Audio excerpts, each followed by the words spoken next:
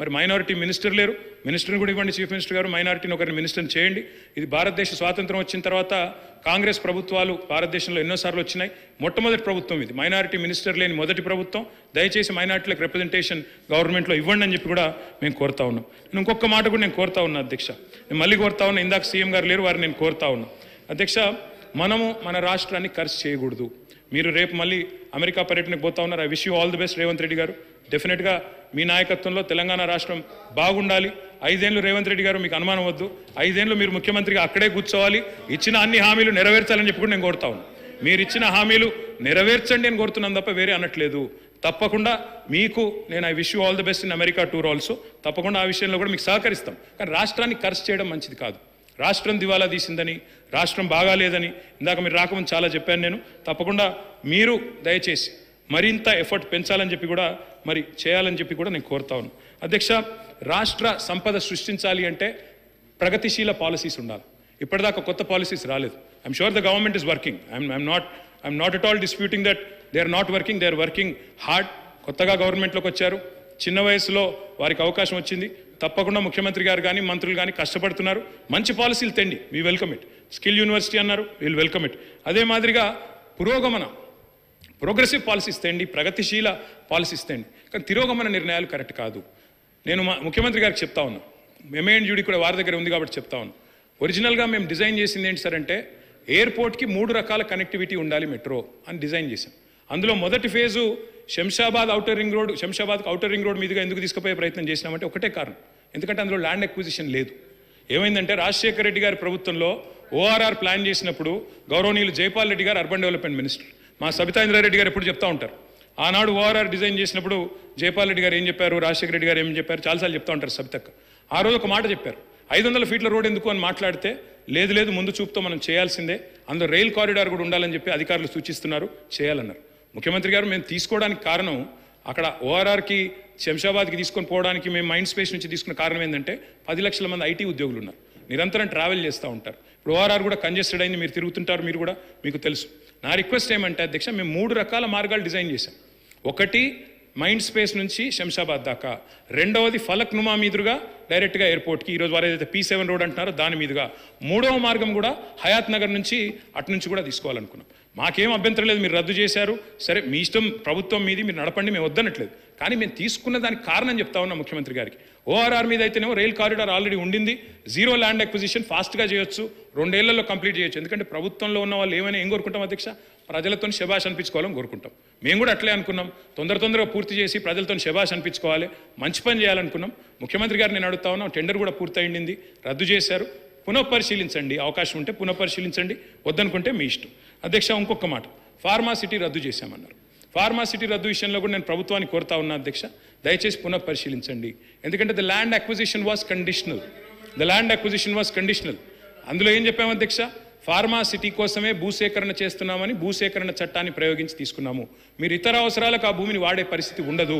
దయచేసి గౌరవ ముఖ్యమంత్రి గారిని నేను కోరుతా ఉన్నాను, ఇది మీరు లీగల్ అడ్వైస్ తీసుకోండి. I'm saying this with utmost sincerity Revanth Reddy గారు, లీగల్ అడ్వైస్ తీసుకోండి, ఎందుకంటే చట్టపరమైన ఇబ్బందులు రాకూడదు. మీ ఆలోచన ఎట్లా ఉన్నా భూసేకరణ విషయంలో మల్లెడ్డి రంగారెడ్డి గారు, నేను ఒకటే అడుగుతా ఉన్నా అధ్యక్ష, మల్లెడ్డి రంగారెడ్డి గారిని నేను కోరుతా ఉన్నా, మీరు లేవనెత్తారు కాబట్టి చెప్తా ఉన్నా అధ్యక్ష, ఇది కాంగ్రెస్ ప్రభుత్వం. అధ్యక్ష, వారిని ఆర్డర్లో పెట్టండి మరి. అధ్యక్ష, నేనేమన్నా అంటే అధ్యక్ష ఇది కాంగ్రెస్ పార్టీ ఎన్నికలకు ముందు ఇచ్చిన మాట ఏమంటే, ఫార్మాసిటీ రైతులకు ఇచ్చిన మాట చేస్తున్నాను సార్. ఫార్మాసిటీకి ఇచ్చిన మాట, ఫార్మాసిటీ విషయంలో కాంగ్రెస్ పార్టీ ఏం చెప్పింది అంటే, కోమటిరెడ్డి వెంకటరెడ్డి గారు ఆనాడు ఎంపీ అధ్యక్ష, వారు చెప్పారు, అదేవిధంగా కోదండ రెడ్డి గారు చెప్పారు, రేవంత్ రెడ్డి గారు చెప్పారు, బట్టి విక్రమార్క గారు కూడా చెప్పారు అధ్యక్ష, ఫార్మాసిటీ భూములు తిరిగి వెనక్కిస్తాము అని స్పష్టంగా చెప్పారు. మేమేం అడుగుతున్నాం అధ్యక్ష, ఫార్మాసిటీ భూములు ఏమనండి సార్, ఇదేం సార్, ఇది మొత్తము కంక్లూడ్ చేయమని చెప్పండి సార్. ఇది 1 hour 50 minutes సార్.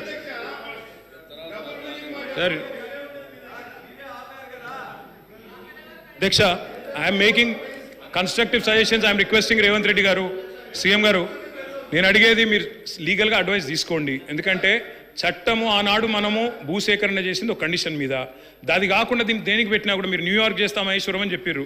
ఆడ న్యూయార్క్ చేయండి, యువతల లండన్ చేస్తామంటున్నారు, మూసీని చేయండి వద్దంటలేము. యువతల టోక్యో కూడా చేస్తాం, మీరు షాబాద్ అంటే చేయండి, మేము వద్దంటలేము. కానీ ఆ చట్టం ఒకసారి చూసుకోండి, అదొక్కటి చూసుకోమని నేను కోరుతా ఉన్నా. ఫార్మా సిటీ భూములు తిరిగి ఇస్తామన్నారు. స్పీకర్ సార్, సభను తప్పుదోవ పట్టించడానికి లేదా రైతులను రెచ్చగొట్టడానికి మీరు ఇచ్చిన దాదాపుగా 2 గంటల సమయాన్ని పూర్తి స్థాయిలో ఉపయోగించుకోవాలనే ప్రయత్నం వారు చేస్తున్నారు. వారు సూచనల ముసుగులో మోసమనే ప్రణాళికను పకడ్బందీగా ప్రజల మెదళ్లలో చొప్పించడానికి ప్రయత్నం చేస్తున్నారు.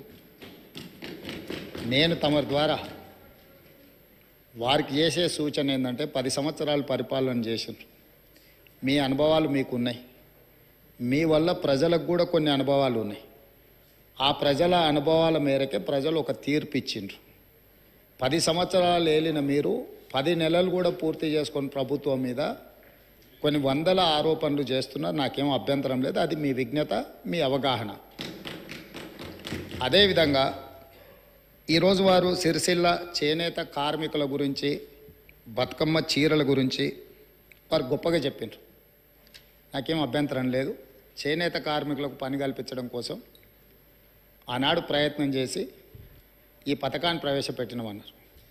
2017-18లో నాకు తెలిసినంత వరకు మొట్టమొదట ఈ చేనేత కార్మికులకు బతుకమ్మ చీరల పథకాన్ని ప్రవేశపెట్టారు. నేను సూటిగా వారిని అడుగుతున్న ఒకటే మాట, అక్కడ ఇక్కడ డొంక తిరుగుడు కాకుండా మీరు ఈ పథకాన్ని ప్రారంభించిన సంవత్సరం మీరు సిరిసిల్లలో నేత కార్మికులకు పనిచ్చి బతుకమ్మ చీరలు తీసుకొచ్చి ఆడబిడ్డలకు పంచిపెట్టినరా, లేకపోతే మీ బినామీలకు కాంట్రాక్ట్లు ఇచ్చి సూరత్ వెళ్ళి సూరత్లో మీ తూకం కింద చీరలు తీసుకొచ్చి చీరల సైజు కంటే సైజు తక్కువ కట్ చేసి దండి కొట్టి ఆడబిడ్డలకు పంచిపెడితే ఆడబిడ్డలు తిరుగుబాటు చేసి ఇవి బతుకమ్మ చీరలు ఆడబిడ్డలు కట్టుకునేటివి కావు అని చెప్పి ఆడబిడ్డలు తిరుగుబాటు చేసిన మాట వాస్తవం కాదా? తమరి ద్వారా వారిని నేను ఏమడగదలుచుకున్నా అంటే ఒకటే మాట, స్ట్రైట్గా సమాధానం. మీరు పథకం ప్రారంభించిన రోజు పేదలకు ఇచ్చిన చీరలు సిరిసిల్ల చేనేత కార్మికులు నేసినాయా? సూరత్కి వెళ్ళి కిలోల కింద తూకంలో కొనుక్కొచ్చి కమిషన్లు కొట్టి పేదలను మోసం చేసిండ్రా లేదా వారు చెప్పాలి. నెంబర్ 1 అధ్యక్ష. నెంబర్ 2, వారు అధికారం కోల్పోయేటప్పటికి మీరు అదే సిరిసిల్ల చేనేత కార్మికులకు 275 కోట్ల రూపాయలు బతుకమ్మ చీరల బకాయిలు పెడితే మా ప్రభుత్వం వచ్చిన తర్వాత మా మంత్రి పొన్నం ప్రభాకర్ గారు, మా ఆది శ్రీనివాస్ గారు వస్తే 100 కోట్ల రూపాయల బకాయిలు విడుదల చేసింది నేనా కాదా? ఓసారి రికార్డులు చూసుకోవాలి అధ్యక్ష. అదేవిధంగా అధ్యక్ష, అదేవిధంగా ఎయిర్పోర్టుకు మెట్రో రైల్ గురించి చాలా విషయాలు వారు మాట్లాడినరు. దాన్ని మళ్ళా ఇంకొక సందర్భంలో నేను వివరంగా చెప్తాను దాని మీద. కానీ వారిని నేను అడిగే ప్రశ్న, ఎంఎంటీఎస్ శంషాబాద్ దగ్గర ఉమ్నాబాద్ వరకు ఎంఎంటీఎస్ వచ్చింది. కేంద్ర ప్రభుత్వము ఎంఎంటీఎస్ను ఎయిర్పోర్టు లోపలికి అనుమతించండి, ఈ 2.5 కిలోమీటర్లు ఎంఎంటీఎస్ను ఎయిర్పోర్ట్లోకి అనుమతిస్తే సామాన్యమైన పేదలకు రవాణా సౌకర్యం ఏర్పడుతుంది. హైదరాబాద్ మహానగరాన్ని నుంచి అంతర్జాతీయ ఎయిర్పోర్ట్కు ఎంఎంటీఎస్ ఏర్పాటు చేస్తామని కేంద్ర ప్రభుత్వం దాదాపుగా 7 సంవత్సరాలు 2.5 కిలోమీటర్లు భూమి ఆ ఎంఎంటీఎస్ నిర్మించడానికి అడిగితే మేము ఇవ్వము, ఈ పథకమే అక్కర్లేదు అని ఎంఏయుడి మినిస్టర్గా ముఖ్యమంత్రిగా చంద్రశేఖరరావు గారు, తారక రామారావు గారు కేంద్ర ప్రభుత్వం అతి తక్కువ ఖర్చుతో అంతర్జాతీయ ఎయిర్పోర్ట్కు ఎంఎంటీఎస్ నిర్మిస్తామంటే వద్దని తిరస్కరించిన మాట వాస్తవమా కాదా? ఒకవేళ మీరు కాదు అంటే ఆ వివరాలు అన్నీ కూడా తీసుకొచ్చి సభలో పెట్టి సభ ద్వారా తెలంగాణ ప్రజలందరికీ కూడా వారు ఎందుకోసం ఎంఎంటీఎస్ పేదలకు ఉపయోగపడే జస్ట్ 2.5 కిలోమీటర్స్ ఉమ్నాబాద్ నుంచి ఎయిర్పోర్ట్ లోపలికి అనుమతి ఇవ్వకపోవడానికి గల కారణము, దీని వెనకాల ఉన్న కుట్ర, దీని వెనకాల ఉన్న ఆర్థిక రాజకీయ ప్రయోజనము ఏందనేది కూడా ఈరోజు తెలంగాణ ప్రజలకు తెలవాలి. మూడవది, ఈరోజు ముచ్చర్ల దగ్గర భూసేకరణకు సంబంధించి వారికి వారే ఊహించుకుంటుండ్రు, వారికి రెచ్చగొట్టే ప్రయత్నం చేస్తున్నారు, వారికి వారే భూసేకరణలో కండిషన్స్ పెట్టినమంటుండ్రు. మళ్ళీ ఇవన్నీ చెప్తూనే మీరు న్యూయార్క్ చేయండి, మీరు డల్లాస్ చేయండి, నేను ఎప్పుడూ మీలాక ఓల్డ్ సిటీని ఇస్తాంబుల్ చేస్తా అని, వరంగల్ని లండన్ చేస్తా అని, కరీంనగర్ని న్యూయార్క్ని చేస్తా అని ఇట్లాంటి అబద్ధాలు నేను ఎప్పుడు చెప్పలే. ట్యాంక్ బండులో నీళ్లను కొబ్బరి నీళ్ళలాగా చేసి ఎత్తుకొని తాగేటట్టు చేస్తా అని నేను ఎప్పుడు చెప్పలేదు అధ్యక్ష. నేను స్పష్టంగా తమరి ద్వారా వారికి ఏమైనా అనుమానం ఉంటే ఈరోజు అక్కడ భూసేకరణకు సంబంధించి ఫార్మాసిటీతో పాటు అలైడ్ ఇండస్ట్రీస్ కోసం భూసేకరణ చేస్తున్నామని నోటిఫికేషన్లు ఇచ్చిండ్రు. కావాలంటే ఆ నోటిఫికేషన్ నేను అధికారులకు చెప్పి తెప్పిస్తాను. దాంట్లో ఉన్న కండిషన్స్ ఏంది, ఏ మేరకు అక్కడ భూసేకరణ జరిగింది, భూసేకరణకు నోటిఫికేషన్ ఇచ్చిండ్రు అనేదాన్ని నేను స్పష్టంగా వారికి చెప్తాను అధ్యక్ష.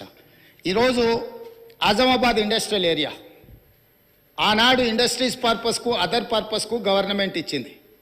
ఈనాడు ఈ ప్రభుత్వము వాటిని మొత్తం రెసిడెన్షియల్ కింద మార్చుతామని పాలసీ మార్చుకోలేదా అధ్యక్ష? దాంతో భూసేకరణ భూమి అంతా బద్దలైపోయిందా?